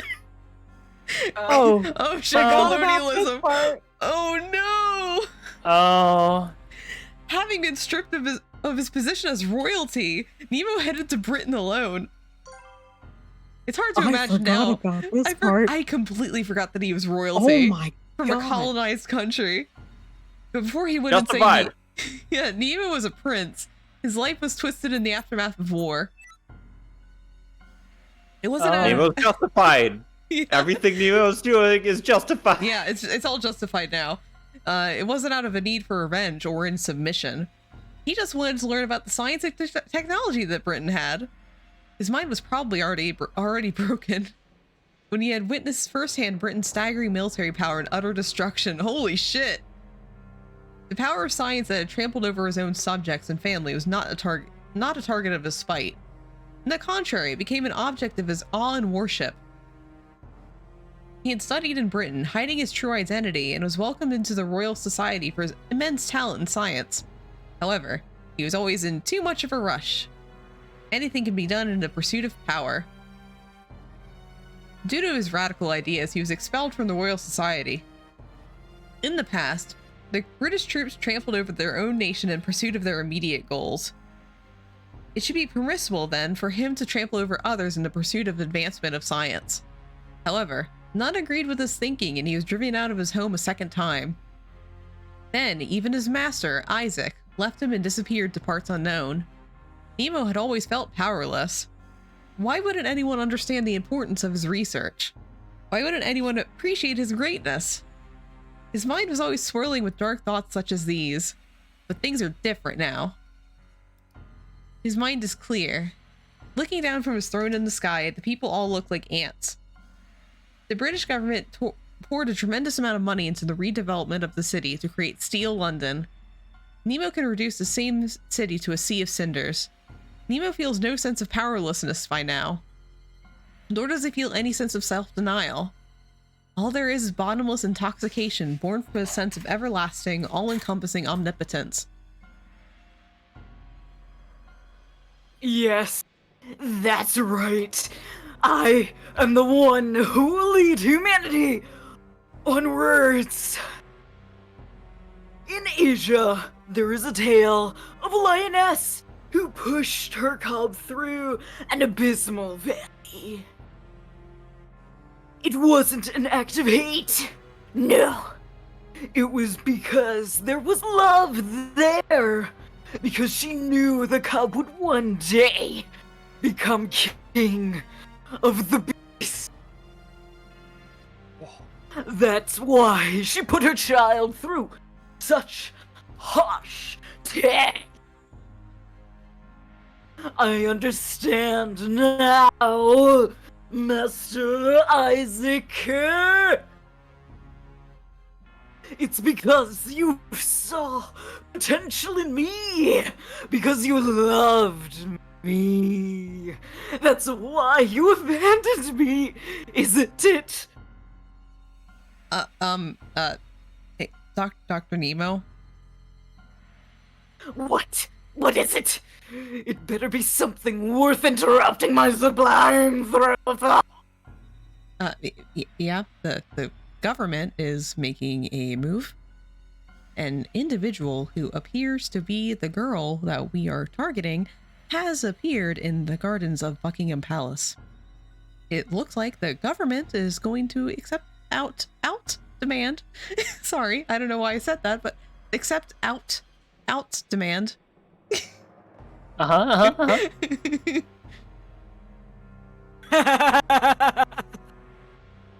Good. It's wise of them to be so obedient. The Buckingham Palace garden. This is not the location he had specified, but that won't be a problem. As long as he can get the ha in his possession, nothing else matters. Nemo opens one of the many voice tubes lining the walls of the pilot house. Captain, to all crew members, let's reposition the shop above Buckingham Palace. Respond with generosity if they comply. However, if there is any resistance, we will respond with complete and utter destruction. Nemo raises his arms and basks in glory. The Nautilus shall descend. At Nemo's command, the aerial fortress, wrapped in a shroud of clouds, begins its gradual descent. Everything is going along with Nemo's plan. However, he does have one reservation ticking away at the back of his mind, that this might be a rather boring end.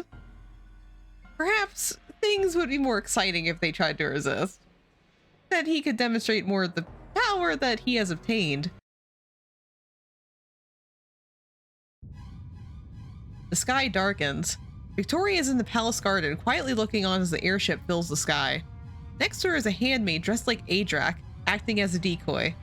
She wears a veil and similar clothing. Nemo shouldn't be able to tell unless he sees her up close. Victoria speaks gently to the handmaid, who can't seem to stop shaking. I'm sorry for putting you through this. Must be the handmaid. It's fine. How could I run away when you stand there facing the enemy, your late majesty? I'm so glad to have such a brave woman as you for a subject. Just don't think about that ship crushing you, and you should be totally fine. I'm not thinking about it, for sure. I don't deserve such praise. Thank you. I will do my best to perform my duty. The girl's cheeks are flushed as she glares upwards. Victoria smiles and turns her own eyes skyward as well. The black shadow of the steel leviathan navigating the sky is getting bigger and bigger, activating Queen Victoria's PTSD. Your Majesty, the Nautilus approaches. Evacuate immediately! You know what happened last time! No, I will remain here, Leonhardt. I'm aware of what happened. That's why I can stay. You have a re-death wish? But yes.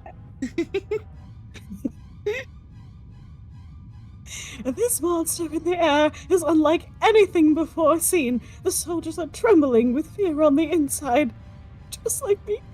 That is why I, as the queen, cannot be the first to flee for cover. In war, Leonhardt, it is the side whose spirit breaks first that loses. Even if my spirit isn't attached to my body anymore, I will not break! Yeah, yes, ma'am. Pardon my rudeness. Leonhardt responds to Queen Victoria's smile with a rigid salute.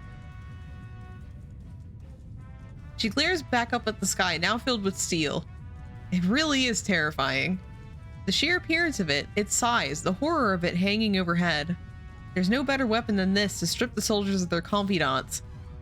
If that ship demands that you either obey or fight, it would be difficult to choose the option to resist. Eventually, the Nautilus comes to a stop in the sky. At the same time, a strange noise echoes throughout the city. More tinnitus. My tinnitus.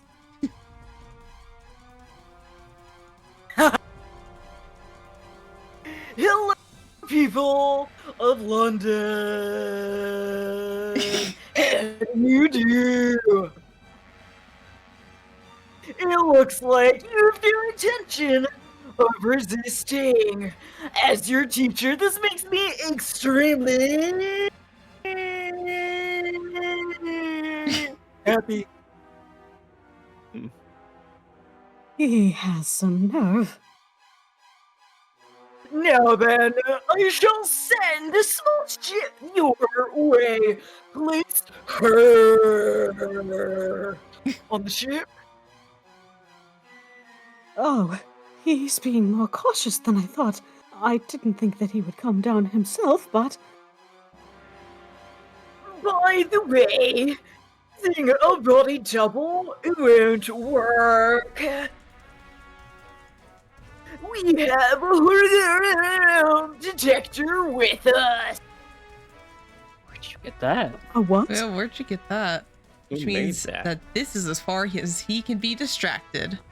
Victoria raises her state-of-the-art miniaturized Aether communication device to her lips. Oh, haven't- and then begin the attack. The next instant, sudden explosions go off on the surface of the Nautilus. This sets up a series of explosions all across the surface of the Nautilus. The long-range batteries set up along the outer walls of London are currently all aimed inward towards Buckingham Palace. All of their guns are firing on the Nautilus. The gun batteries that had been snuck into Buckingham Palace in secret are brought out and begin shooting. With no way to avoid the attacks from directly below, the Nautilus is hit by countless shells and is soon covered with smoke. They aren't bombing us in response. It was something of a gamble, but it seems that Impey Barbicane's prediction was correct. The Nautilus is staggeringly powerful, and the quality of its weapons far outclass anything the British troops can muster. That's the very reason why it cannot bomb the palace right now. With so much cannon fire going up, the bombs could potentially be hit and explode prematurely on the way down. No matter how strong the Nautilus may be, if it takes a hit from its own bombs so close, it cannot possibly avoid damage. Let's see what his next move is. Victoria smiles. Use a double of Adrak and lured the Nautilus into the range of the cannons. So far, this plan is going better than anyone could have hoped for. However...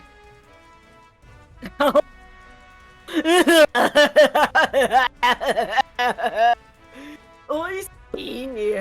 The battle commences. The Nautilus ascends with a roar. From below, it almost looks like a mountain of steel rising into the air. However, this is something of a good sign for the forces defending Britain. If the Nautilus backs off, it must be proof that their attacks are effective. But, of course, there's no way that the Nautilus will simply leave. The innumerable guns anchored to the bottom of its massive frame swivel to a point towards the cannons along London's outer wall. The Nautilus shudders as its guns fire relentlessly, showering the city below with shells. The outer wall is demolished, smashing the gun's batteries along its length as well. And you see, I'd assumed as much, but it really does have immense firepower. They're just getting started here as well. The Nautilus continues ascending as if to shake off the smoke caused by the explosions. Airships rise up from a number of locations around London and chase after it. The surviving members of the Airborne Knights gather from all about Britain. Their ships are at their most vulnerable when lifting off, but as long as the smoke blocks their line of sight, there is little chance that the Nautilus will attack them. Must be a soldier. Your Majesty, Impey Barbicane's special artillery shell has successfully hit the Nautilus. Upon hearing this news, Victoria smiles from behind the fan she uses to cover her mouth.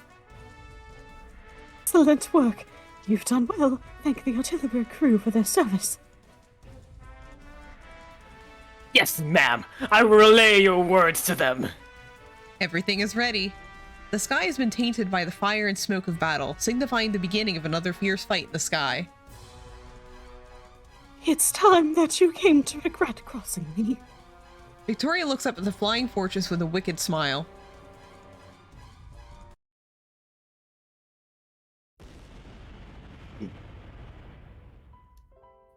It's begun! Impey and I are watching the intense mid-air battle unfold from the vantage point of a street a little distance from London. Explosions go off everywhere overhead, making your eardrums buzz. Fire and smoke blossom over and over, clouding the red sky of the sunset. For now, it appears that everything is going according to plan. I can't help but wonder how many people are sacrificing their lives in those explosions above us. We need to stop the Nautilus as soon as we possibly can. I grit my teeth and I stare upwards, and Impey quietly clears his throat. I've received a special message. The special cannon shot was successfully delivered. Looks like a perfect setup. We look behind us at the single airship that has been prepared for us. It looks like a normal airship, but it's a unique craft that Impey customized in the short time available to him. Lupin and the others are all working to prepare it for takeoff. Once they finish, this airship is going to carry not just our fate, but the fate of all Britain. I swallow my breath nervously when a small figure approaches me.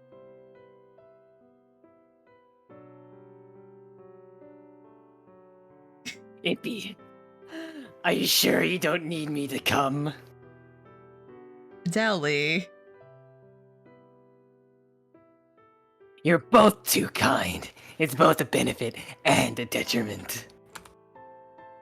Once you've both come face to face with that madman aboard that behemoth, I don't think you can bring yourselves to kill him. So, if need be, I can come along and carry out that action in your place.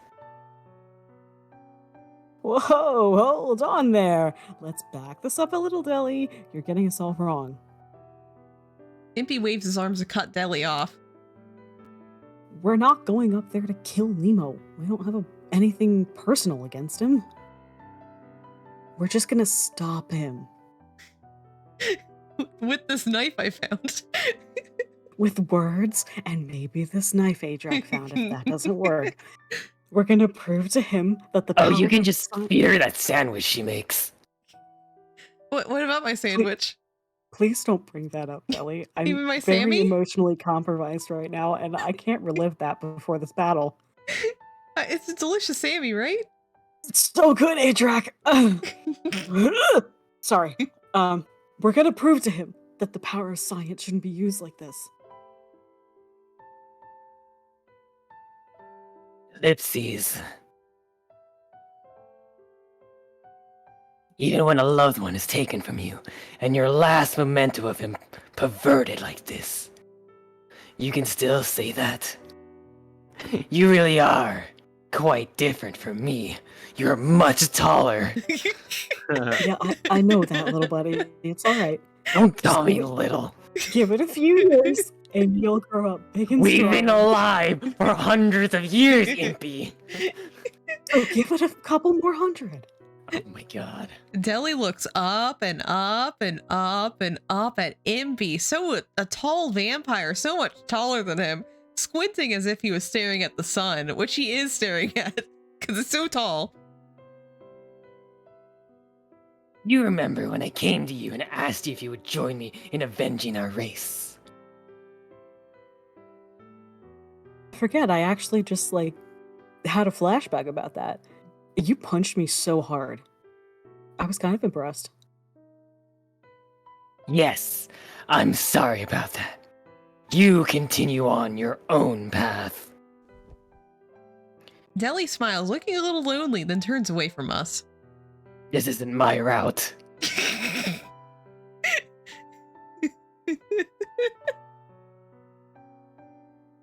Don't die. I still have more to tell you and Van Helsing. I beat you to that punch. We silently watch as Deli walks away. Not Thanks, long little after. buddy. Not long after we hear Don't- someone call out God from the damn direction of the airship. What? Don't call me little buddy. He's just a little angry when you call him that. A little Hey, angry? small buddy. Small dude. Alright, that's fine. That works. Everything's ready. We should get going soon. Looks like it's time. We stand side by side and slowly walk towards the airship. Impey, Huh? let's promise to make it back together, no matter what. When we get back, I want us to create lots of precious memories together. So many wonderful memories that we'll never be able to leave one another. I probably only said that because I'm feeling so nervous about what's about to happen. My ha ha ha ha is about to lose its power. I might fall lifeless at any moment, like a puppet whose strings have been cut. That's why, while I still have time, before my lips start moving, I want to make this promise with Impey. I want to think about him as long as I can before my feelings for him stop. When we get back, promise me that you'll never leave my side, and you'll also sign over your beneficiary stuff. But Girl, we're getting married. Of course I'm not. What did you want me to sign? That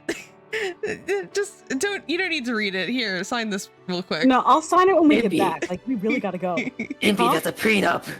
It's a I'll read it when we come back, okay? It's very important that you do this right now. Okay, but Deli's in my ear. If he looks I me straight in the scratch. eyes. I don't know how he got up there, but Impey, you make for a great piggyback ride. your nails in my back. I'm sorry, but I can't do that. Deli, get off. I see. Oh. You don't want to sign the prenup. There's no way you would make a promise like that when there's no guarantee that this will work. After all, it's just a piece of paper. No, that's not it. That's not what I meant when I said I couldn't do it. Like, I can write, but I just don't want to right now. He puts his arms around my shoulders as I stand there miserably. And the pen's out of ink, so. Then he brings his face close to mine, making sure that I look at him. I'm not going to be leaving your side from this very moment. You've already given me so many unforgettable memories. I can't live without you already. But Oh. what about the prenup? Me too. Uh-huh. I can't find any meaning in my life when you're not with me.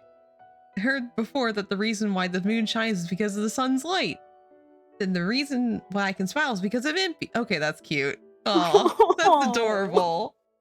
She's either so sweet or so vicious to him. It is. I love truly it, amazing. actually. That is what I truly believe.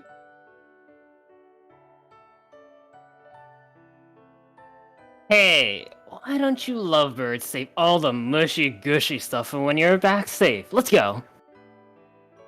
Ha! Shall we have a party to celebrate once we're all safe and sound again? Everyone smiles at us as we hop aboard the airship. Hop. All right, I think that's gonna call it for the night. Yeah, Yeah, next week's definitely gonna be lost. it's the end. Yeah. Yeah, next week is the end. It's Yeah. the end of the route as we know it. And End of I another feel route. fine.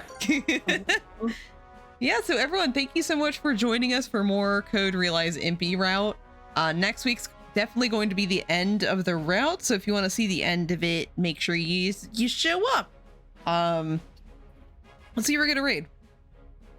I forgot how adorable Impey's route is. Yeah, it's such a nice yeah. palate cleanser from Sainty fucking G. Yeah. Uh-huh. And Van Helsing's normal ending. Yeah. Uh-huh. We don't talk about that. Let's see. We are going to raid Cressida, who's currently playing Honkai Star Rail. So everyone go say hi to him. He queued up. Oh, okay. Post dead bear.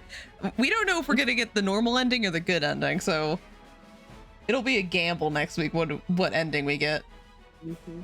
Yep. Anyway, see you guys next week. Everyone say bye. Have a good night. Bye.